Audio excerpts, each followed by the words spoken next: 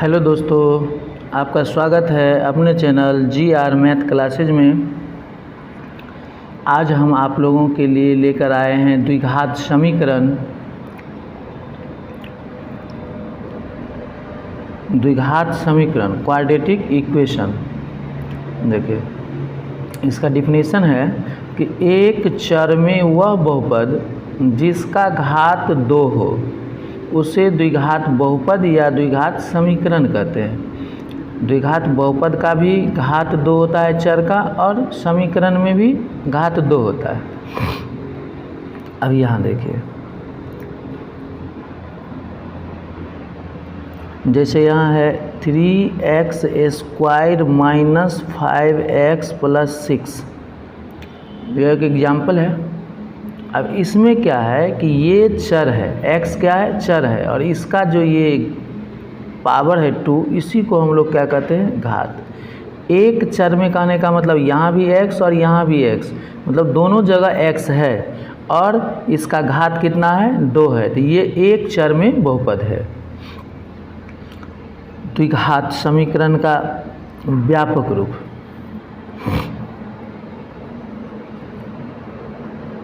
द्विघात समीकरण का व्यापक रूप।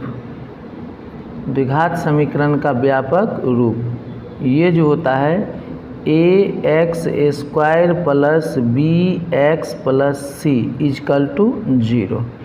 ये है द्विघात समीकरण का व्यापक रूप, ax square plus bx plus c equal to 0।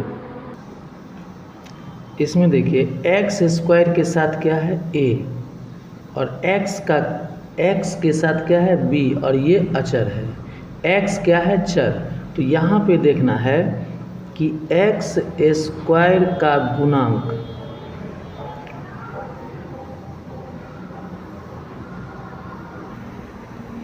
x square का गुणांक मतलब x स्क्वायर के साथ जो है वो x स्क्वायर का गुणांक हो गया। तो x स्क्वायर का गुणांक हो जाएगा x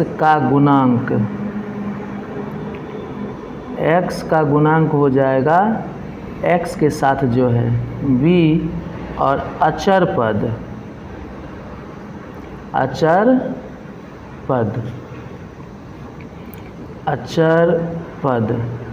पद हो जाएगा आपका, जिसके साथ x नहीं है वो क्या कहलाता है, अचर पद हो जाएगा c। तो ये हो गया आपका द्विघात समीकरण का सामान्य रूप कहिए या व्यापक रूप कहिए। ax square plus bx plus c, x square का गुणांक तो a, x का गुणांक तो b, अचर पद c। देखिए ये एक समीकरण है, x square minus 7x plus 12 बराबर 0। अब इसमें देखिए कि x स्क्वायर का गुणांक कितना होगा, तो x स्क्वायर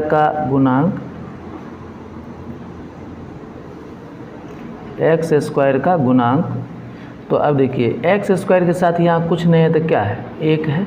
x स्क्वायर के साथ यहाँ कुछ नहीं है तो क्या है, 1 है, और यही हो जाएगा x स्क्वायर का गुणांक। तो x स्क्वायर का गुणांक कितना हो गया, 1। अब देखिए x का गुणांक, तो x का गुणांक क्या हो जाएगा, तो x के साथ जो है तो 7 है, और चिन्ह माइनस का है तो माइनस भी ले लीजिए। x का गुणांक क्या हो गया, -7।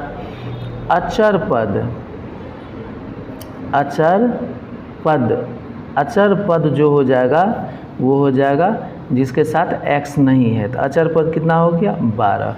तो इस तरह से समीकरण दिया रहेगा तो हम x स्क्वायर का गुणांक निकालेंगे, x का गुणांक निकालेंगे और अचर पद निकालेंगे। अब हम आपको एक और समीकरण दिखा रहे हैं यहाँ पर कि 8x square plus 4x plus 10 equal to 0। ये एक समीकरण दिया हुआ है, ये क्या दिया हुआ है, समीकरण। और इसमें द्विघात समीकरण का व्यापक रूप होता है ax square plus bx plus c equal to 0। अब यहाँ देखिए x स्क्वायर यहाँ भी है, x स्क्वायर यहाँ भी है। यहाँ a है, a का मान यहाँ क्या है, तो a का मान यहाँ पर कितना है, 8। a का मान कितना है, 8।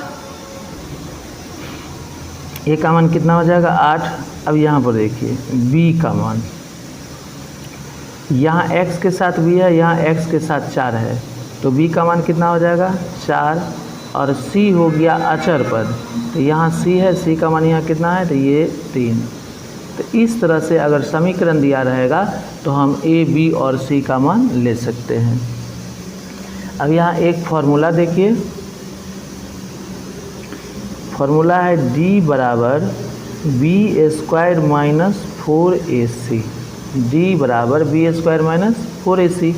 अब यहाँ देखिए हम लोग d को क्या कहते हैं, d को कहते हैं विवेचक, d को क्या कहते हैं विवेचक या विभिक्तर, विविक्तर। इसी को अंग्रेजी में कहते हैं डिस्क्राइमिनेंट, DISCRIMINANT, डिस्क्राइमिनेंट। इसको क्या कहते हैं डिस्क्राइमिनेंट। तो d का सूत्र क्या हो गया B square minus 4ac, d का सूत्र क्या हो गया B square minus 4ac। d को क्या कहते हैं विवेचक या विविक्तर, d को अंग्रेजी में क्या कहते हैं डिस्क्राइमिनेंट। अब एक एग्जाम्पल लेते हैं हम, एक क्या लेते हैं एग्जाम्पल। अब मान लीजिए इसमें दिया हुआ है कि 2x square minus 7x minus 4 बराबर 0। इसमें हमसे सबसे पहले देख लेना है कि a का मान कितना है, x स्क्वायर के साथ जो रहेगा a का मान होगा तो ये हो गया 2। b का मान कितना है, तो x के साथ जो रहेगा b का मान हो जाएगा, b का मान हो गया माइनस 7। c का मान हो जाएगा अचर वाला, तो c का मान हो जाएगा माइनस का 4। अब यहाँ देखिए आपको निकालना है विवेचक या विविक्तर, तो ये हो जाएगा d बराबर बी स्क्वायर माइनस 4ac। अब यहाँ इस फॉर्मूला पे आप इस वैल्यू को रखिए, देखिए बी स्क्वायर, तो b का मान कितना है माइनस 7, माइनस 7 का क्या हो जाएगा होल स्क्वायर। देखिए तो यहाँ है बी स्क्वायर, बी का स्क्वायर हो गया माइनस 7 का स्क्वायर, उसके बाद हो गया माइनस 4ac, तो माइनस ये हो गया 4a का मान यहाँ से ले लीजिए 2 और c का मान यहाँ से ले लीजिए माइनस का 4। अब इसको क्या करिए गुना कर दीजिए, तो ये हो जाएगा माइनस का होल स्क्वायर प्लस 7 कितना हो जाएगा 49, माइनस माइनस को गुना कीजिएगा तो प्लस हो जाएगा, 4 चौके 16, 16 और दूनी 16 दूनी कितना हो जाएगा 32।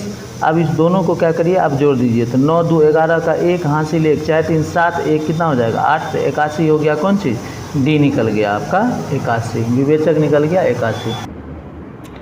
देखिए दूसरा एक और एग्जाम्पल लेके आपको दिखा देते हैं विवेचक कैसे निकलता है। यहीं पे आइए, दूसरा एग्जाम्पल लेते हैं हम। दूसरा ले रहे हैं x square minus 4x plus 4 बराबर कितना 0। अब इसमें हमको क्या करना है विवेचक निकालना है। क्या निकालना है विवेचक। तो अब देखिए यहाँ क्या है कि a का मान क्या हो जाएगा, तो x स्क्वायर के साथ जो रहेगा कुछ नहीं है तो क्या है 1 है, तो x का मान x स्क्वायर के साथ जो रहेगा वो a का मान हो जाएगा, x के साथ जो रहेगा b का तो b बराबर हो जाएगा -4 और c बराबर हो जाएगा 4। आपको निकालना है क्या d निकालना है, तो d बराबर फॉर्मूला होता है बी स्क्वायर माइनस 4ac। अब देखिए b कितना है माइनस का 4, इसका होल स्क्वायर माइनस ये हो गया 4a, हो गया 1, c हो गया 4, तो ये हो गया 4 चौके 16 और ये हो गया 4 चौके 16, 16 में से 16 गया तो ये आ गया 0, तो ये आपका क्या निकल गया d। अब देखिए d का बात किए हैं तो इसमें इसका 3-4 फार्मूला होता है। क्या क्या होता है फार्मूला सो देखिए, पहला होता है कि d बड़ा होगा 0 से, d अगर बड़ा होगा 0 से तो क्या होगा, तो d जब बड़ा हो जाएगा 0 से तब इसके लिए क्या है कि अलग अलग प्रकार से सूत्र दिया हुआ है। तो इसका मूल वास्तविक, इसका जो मूल होगा मूल, अगर d बड़ा हो जाएगा 0 से तो इसका मूल वास्तविक और असमान होगा, इसका मूल वास्तविक और असमान होगा। अब इस पे एक एग्जाम्पल लेके आपको हम दिखा देते हैं। एक एग्जाम्पल लेके आपको हम दिखा दें। अब देखिए कि एक्स स्क्वायर माइनस प्लस ले लीजिए, x square plus 2√3x minus 1 equal to 0। अब इसमें d निकाल के देख लीजिए कि d जो है, d का जो वैल्यू होगा वो बड़ा आएगा, किस से? तो 0 से। अब देखिए a का वैल्यू कितना है, यहाँ एक्स स्क्वायर के साथ जो रहेगा a का वैल्यू होगा, b तो x के साथ जो रहेगा, अब यहाँ देखिए x के साथ में क्या है 2√3, तो ये 2√3 हो जाएगा, और ये c हो जाएगा माइनस का 1, c हो जाएगा माइनस का 1। आपको निकालना है d बराबर हो जाएगा b स्क्वायर माइनस कितना 4ac। अब इस पर बैठाइए, तो ये b का मान यहाँ पर कितना दिया है 2√3 इसका होल स्क्वायर माइनस 4 गुने a का मान है 1, c का मान है -1। अब ये हो जाएगा 2 का स्क्वायर, तो 2 का अगर स्क्वायर करिएगा तो 2 का स्क्वायर 4 हो जाएगा, √3 का भी स्क्वायर है तो रूट से स्क्वायर कट जाएगा, ये 3 बच जाएगा, ये माइनस और ये माइनस गुना में प्लस हो जाएगा। ये 4 को 1 से गुना करेंगे 4 को 1 से गुना करेंगे तो 4, ये हो जाएगा 4 तिया 12 और 4 कितना 16, 4 तिया 12 4 16। तो ये किसका मान निकल गया, तो ये d का मान निकला। किसका निकला? d का मान। तो d का मान कितना है 16। तो अब ये बताइए कि ये d बड़ा है ना 0 से, मतलब d का जो वैल्यू है ये 16 है, और 16 क्या है बड़ा है किस से? 0 से। अगर ये d बड़ा है 0 से तो इसका जो मूल हो जाएगा वो, इसका मूल जो होगा, मूल क्या होगा? वास्तविक। इसका मूल हो जाएगा वास्तविक और असमान। वास्तविक और असमान, इसका मूल क्या हो जाएगा? वास्तविक और असमान। दूसरा फार्मूला है कि d जो देख रहे हैं, d अगर बड़ा हो जाएगा, बराबर हो जाएगा, d जब वो बराबर हो जाएगा 0 के, d का जो मान आएगा वो किसके बराबर हो जाएगा? 0 के। तो समझिए d क्या है? बराबर है 0 के। जब d बराबर हो जाएगा 0 के तब इसका मूल क्या होगा? तो इसका मूल वास्तविक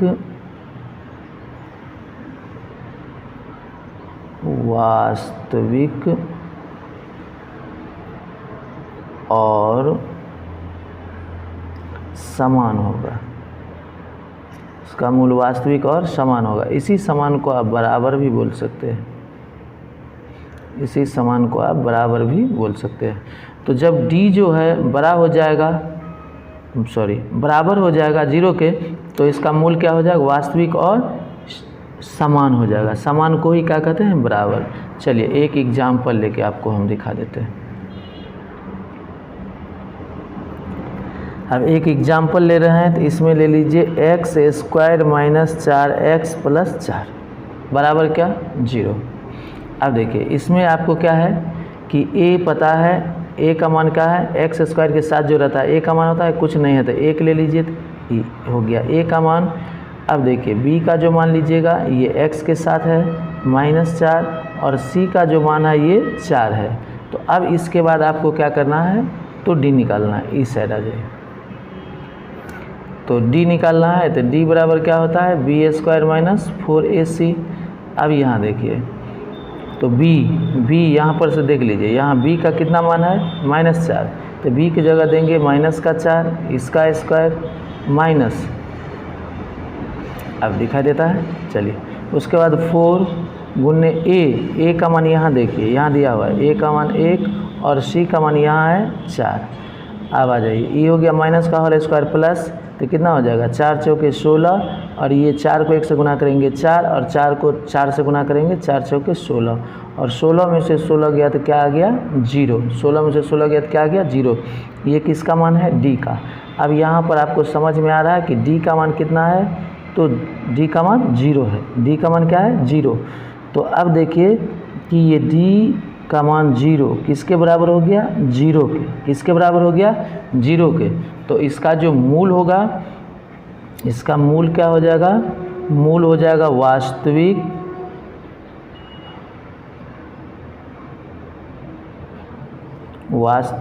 और समान। मूल क्या हो जाएगा? वास्तविक और समान। देखिए फॉर्मूला नंबर 3, अब इसमें क्या कहता है कि d छोटा हो जाएगा 0 से, d जब छोटा हो जाएगा 0 से तब क्या होगा, तो इसका कोई मूल नहीं होगा। तो इसका कोई मूल नहीं होगा, मतलब इसका कोई वास्तविक मूल नहीं होगा। अब यहाँ पर एक एग्जाम्पल लेके आप देख लीजिए। इसमें कह रहा है कि 2x² - 3x + 4 = 0, ये समीकरण दिया है। अब आपको पता है कि ये हो जाएगा a का मान, ये हो जाएगा b का मान, ये हो जाएगा c का मान। अब देखिए कि d बराबर क्या हो जाएगा, b² - 4ac। अब देखिए b कितना है, तो b का मान -3 है, तो -3 का क्या करिए स्क्वायर, -4 गुन्ने a का मान कितना है 2, c का मान कितना है 4। अब ये हो गया -3 का स्क्वायर 9 और -4 दूनी 8, 8 चौके 32, ये हो गया 32। अब 32 में से 9 घटाइए, ये हो गया 12, 12 में से 9 गया तो 3, ये हो गया 2, माइनस का 23 आ गया। अब ये देखिए ये किसका मान निकला, d का, लेकिन d का मान कितना है -23, तो ये जो है 0 से क्या है, 0 से छोटा है या बड़ा है, तो 0 से ये क्या है छोट है, 0 से क्या है छोट है। तो इसका जो मूल होगा, मूल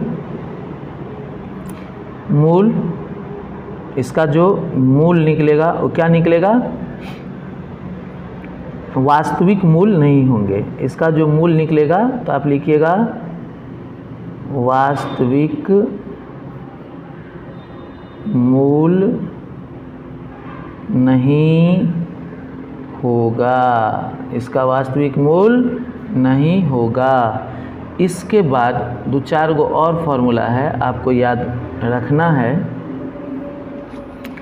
अब याद क्या रखना है सो देखिए, एक फार्मूला है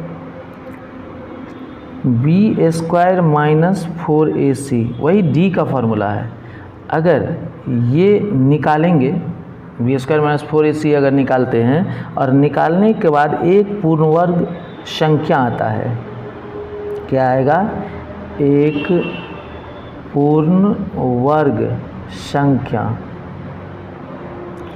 पूर्ण वर्ग संख्या का मतलब ये हो गया कि जिसका पूरा क्या हो जाए, वर्गमूल निकल जाए। जैसे 1 हो गया, 4 हो गया, 9 हो गया, 16 हो गया, तो इस सब का क्या है पूरा वर्गमूल निकल जाएगा। जिसका पूरा वर्गमूल निकल जाएगा वो क्या कहलाता है, पूर्ण वर्ग संख्या। तब आपसे पूछेगा कि जब d जो हम निकालेंगे तो वो एक पूर्ण वर्ग संख्या होगा, तब इसका मूल क्या होगा। तब आप लिख सकते हैं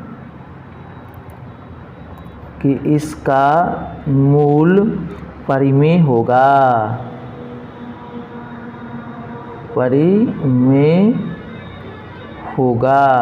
इसका मूल क्या होगा, परिमेय होगा।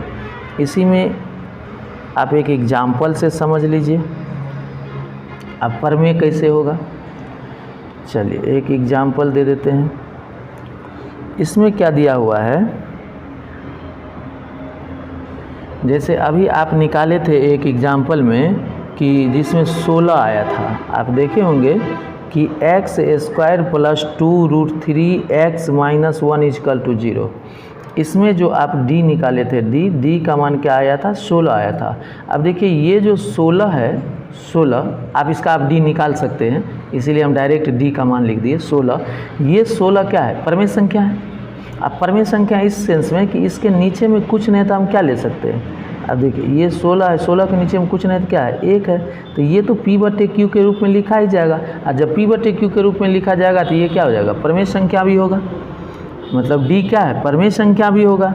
अब इसी में ऐसा भी होगा कब d जब पूर्ण वर्ग संख्या नहीं हो।